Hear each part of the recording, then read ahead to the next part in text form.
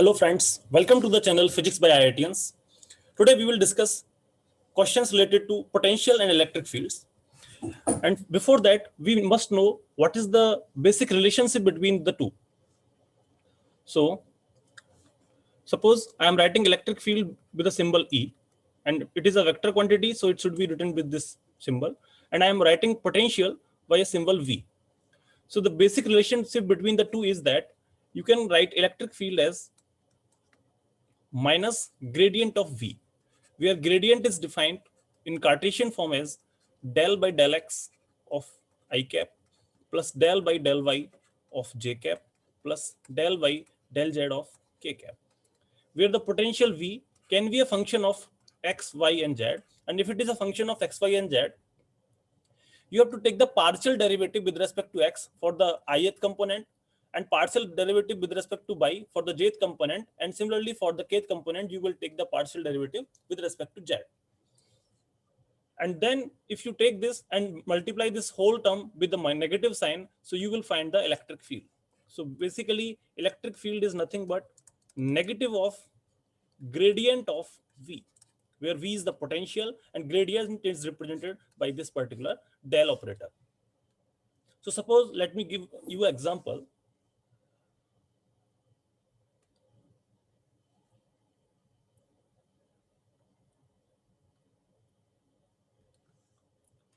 I'm giving you an example. Suppose you have been given potential as some constant A times x square minus y square. So from this, we can easily calculate the electric field. Firstly, we will take the gradient of V. And what will be the gradient? A is a constant, you will keep it outside, and you will take the derivative of this x square minus y square with respect to x, ith component, plus derivative with respect to y, x square minus y square. This will be the jth component. As there is no z component, the del by del z of this x square minus y square will turns out to be 0.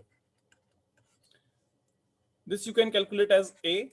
And if you take the partial derivative with respect to x, this will give you 2x only. So this is 2x I cap. Partial derivative with respect to y. Remember, for taking the partial derivative, you will keep the other term constant. So in this x square minus y square, this x square term will be taken as constant, as I have taken minus y square term constant for the derivative with respect to x. So this will give you minus of 2y, that is j cap. And in this expression, you can see that there is no z term. So x square and y square, both the terms will be considered as constants. So this derivative will be 0. So this is 0 j cap. So you will obtain the gradient of V as 2 you can take outside, 2 times of A, x I cap minus y j cap. So this is the gradient. And if you multiply this gradient with negative sign, so you will get the electric field. So the electric field in this case will be minus 2 times of A, x I cap minus y j cap. So this is the electric field that you will get with this potential. So this is a basic relationship between the potential and the electric field. If one quantity is given to you, you can easily find the another one.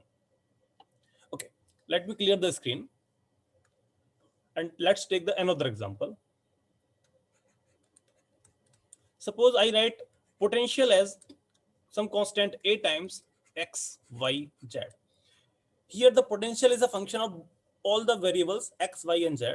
Now in this case also, you can find the electric field. Firstly, you will take the gradient of V, and that for that, you will write A is a constant, del by del x of x, y, z, I cap, plus again A is a constant, del by del y of x, y, z, j cap, again A as a constant, del by del z of x, y, z, k cap. Now in this x, y, z, for taking the derivative with respect to x, y and z will be considered as constant. They will be taken outside, and the derivative of x with respect to x will be 1. So it will be a, y, z, I cap.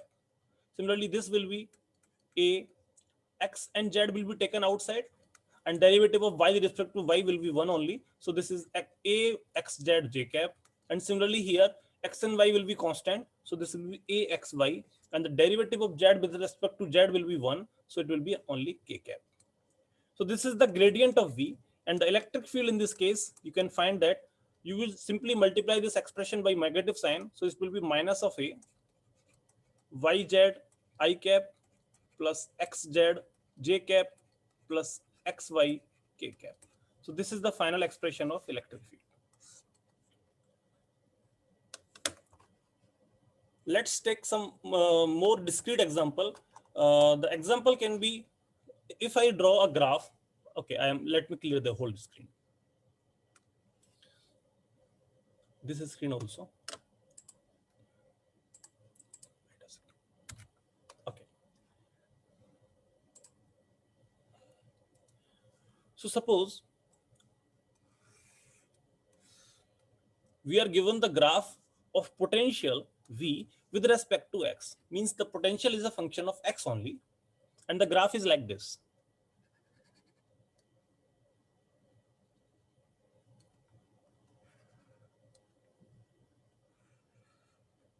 Okay. Let me change the color. And this point is -2. X here is 0. This point is 2. This point here is 4. And this point is 8. And the potential is in volts. Unit is volt. And the X is in meter. This point is 10. And the potential at this peak point is given to you as 20. So if someone asks you, using this voltage versus X graph, can we draw position electric field versus position graph, EX graph? What will be the graph of E versus X look like if we are given this graph? So for this case, we can draw a similar graph. Suppose this is the graph, and I am drawing the points also here. This is -2. This is 2. This is 4. And this point is given to you as 2. And this is 0. So firstly, we will say that we have to find the electric field. And electric field is nothing but minus gradient of V. And if the potential is a function of X only, other two variables are not in its domain. So then you can write is this gradient you can simplify as minus del by del X of V. So del y of del X of any function is basically a slope